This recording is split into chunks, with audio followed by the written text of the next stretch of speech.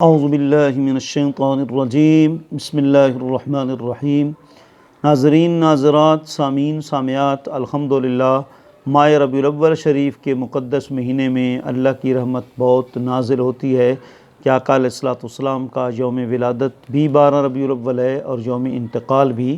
12 ربیع الاول ہے صحیح تحقیق کے مطابق، جیسا کہ مفتی اشرف القادری صاحب نے اس کو بڑی تفصیل کے ساتھ بیان کیا کہ 12 ربیع الاول یوم انتقال یا یوم ولادت سارا تفصیل سے بیان کیا۔ تو بہرحال اس مہینے کے اندر اور کیا کچھ واقعات پیش آئے، کون فوت ہوا، کس کی ولادت ہوئی، کس تاریخی کام کا آغاز ہوا، یہ جو ہے کئی ہمارے بھائی جاننے کی کوشش کرتے ہیں۔ کچھ تو مشہور چیزیں کیلنڈر کے اوپر لکھی ہوتی ہیں اور کچھ مشہور چیزیں جتنی ڈائریاں ہوتی ہیں، اسلامی ڈائریاں، ان کے اندر لکھی ہوتی ہیں، کچھ مزید اس قسم کی چیزیں بنی ہوتی ہیں، لیکن تفصیل کے ساتھ ہر دن کی تفصیل جو ہے وہ واضح نہیں ہوتی۔ اس لیے ہم نے ہر دن کی جو الجھن ہے سلجھن میں بدلنے کے لیے ہم نے کوشش کی ہے کہ ہر دن کی تفصیل آپ کو بتا دی جائے۔ کچھ حضرات خاص صحابہ اکرام کا جو ہے وہ دن آتا ہے تو اصالہ ثواب کی محفل کرتے ہیں، ان کا تذکرہ خیر کرتے ہیں، ان کی سورت سیرت کے تذکرے کرتے ہیں، تو اس لیے پھر ان کو پتہ نہیں ہوتا کہ تاریخ کون سی ہے کس صحابی کی، تو وہ ساری تفصیل جو ہے ہم عرض کرتے ہیں۔ تو سرکار کا تو آپ کو معلوم ہی ہے، باقی جو ہے حضرت حلیمہ سعدیہ رضی اللہ تعالی عنہا کے ذمے دودھ پلانا کب لگئی تھی باری، یہ 16 ربیع الاول اور 1 ہجری عام الفیل، اور آقا علیہ الصلوۃ والسلام کے آفتاب رسالت کے طلوع بشارت وحی یہ 9 جو ہے ربیع الاول اور 1 عام الفیل ہجری کو۔ آپ غار ثور سے مدینہ منورہ کی طرف کب روانہ ہوئے تھے؟ آپ اسی جو ہے وہ 9 ربیع الاول کو ہی ہوئے تھے اور 1 ہجری تھی۔ آپ نے قباء میں مسجد قباء جو دنیا اسلام کی سب سے بڑی اور پہلی مسجد ہے جی، جس کو اول یوم حق ان تقوم فی قرآن نے کہا ہے،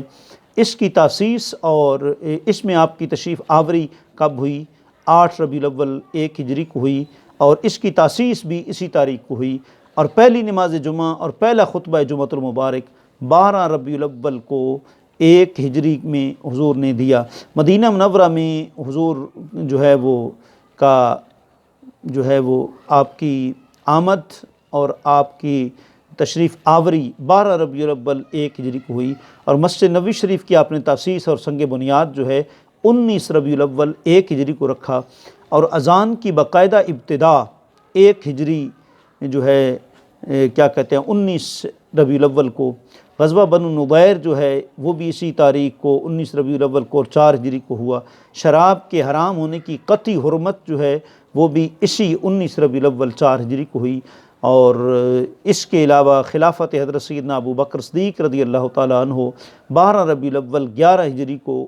جو ہے آپ کو خلافت کے منصب پر فیض ہونے کا شرف حاصل ہوا، اور فتح دمشق، یہ دمشق لفظ نہیں ہے، صحیح لفظ کیا ہے؟ دمشق،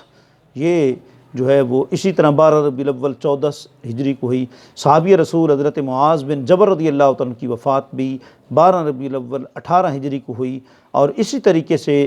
حضرت زینب بنت جعش ام المومنین رضی اللہ تعالی عنہا، ان کی بھی اسی 12 ربیع الاول 20 ہجری کو انتقال ہوا۔ حضرت ابو سفیان رضی اللہ تعالی عنہ کا انتقال بھی اسی 12 ربیع الاول کو 13 ہجری کو ہوا۔ مشہور صحابی حضرت سلمان فارسی رضی اللہ تعالی عنہ کی وفات وہ بھی 12 ربیع الاول 36 ہجری کو ہوئی، اور حضرت امام حسن حضرت امیر معاویہ رضی اللہ عنہ درمیان جو صلح ہے وہ بھی اسی تاریخ کو جو ہے 12 ربیع الاول کو 41 ہجری میں ہوئی، اور حضرت امام حسن ابن علی کرم اللہ وجہ الکریم کے وفات وہ بھی 1 ربیع الاول جو ہے بتائی جاتی ہے 49 ہجری۔ تو یہ سارے جو واقعات ربیع الاول میں ہوئے، لہٰذا 12 ربیع الاول والے دن کتنے اور صحابہ کے واقعات ہوئے، لہٰذا ان سب صحابہ کا نام لے کر 12 ربیع الاول کو اصالہ ثواب کرنا چاہیے۔ حضرت سعید بن زید رضی اللہ تعالیٰ عنہ آپ جو ہے وہ اسی جو ہے وہ 1 ربیع الاول اور 51 ہجری کو جو ہے آپ کی وفات ہوئی، اور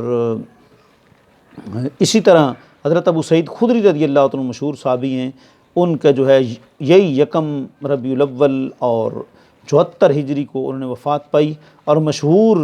ایڈوکیٹ قاضی شریح ان کا جو ہے وہ